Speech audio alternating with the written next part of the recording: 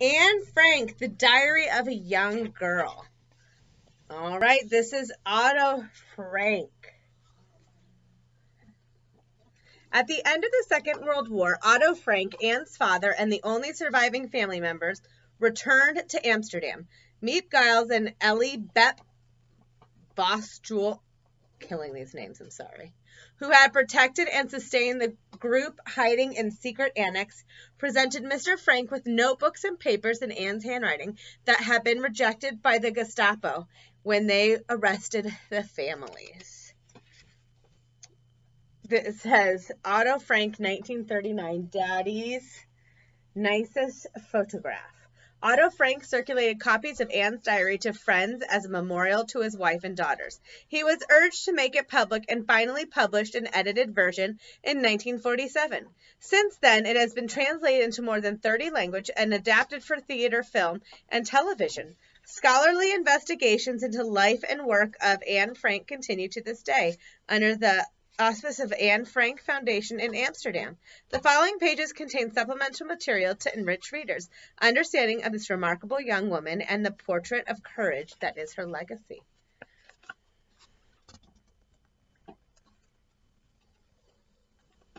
This is a photograph of me as I wish I looked all the time. Then I might still have a chance of getting to Hollywood.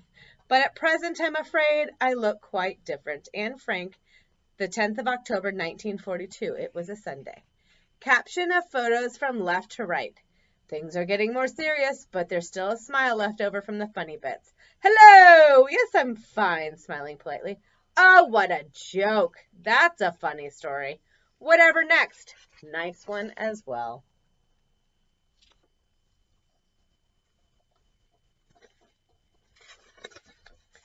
Oh, look at Anne alternated between print and cursive writing, tending more towards the latter as she grew older. Anne practiced shorthand and even invented codes in her diary.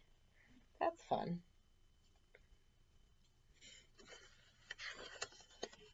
Front and rear views, 263, the office building where the Franks Van Dans hid for 25 months.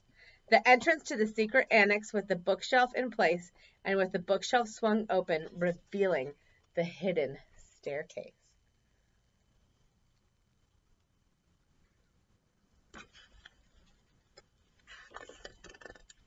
Anne at the Montessori school she attended in Amsterdam, now Anne Frank School, until 1940, when Jewish children were ordered to attend separate schools.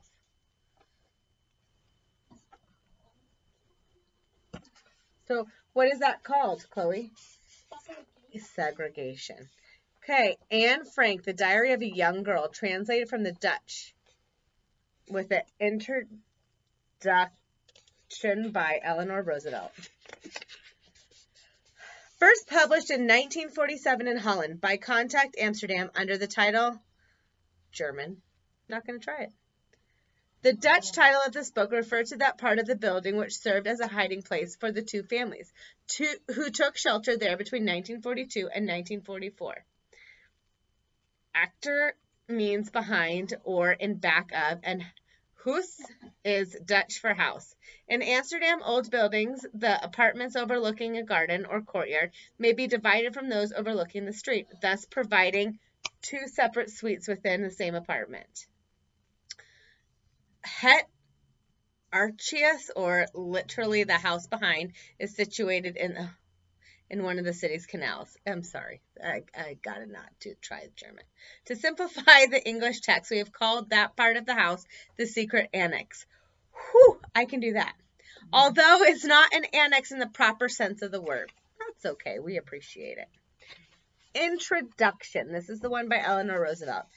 This is a remarkable book written by a young girl, and the young are not afraid of telling the truth. It is one of the wisest and most moving commentaries on war and its impact on human beings that I have ever read.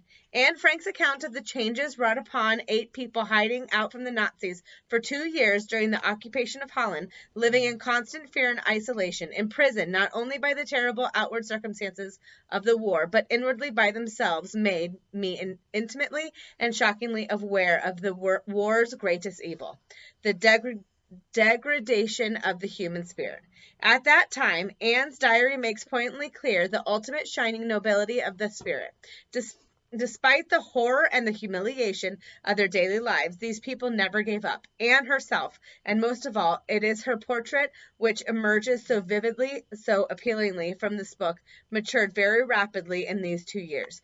The crucial years from 13 to 15 in which she changed is so swift and so difficult for every young girl. Sustained by her warmth and her wit, her intelligence and rich resources of her inner life, Anne wrote and thought much of the time about things which very sensitive and talented adolescents without the threat of death will write: her relations with her parents, her developing self-awareness, and the problems of growing up.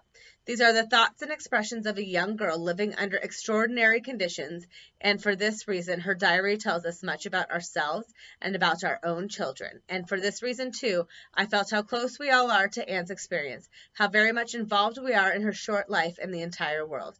Anne's diary is an appropriate monument to her fine spirit and to the spirits of those who have worked and are working still for peace.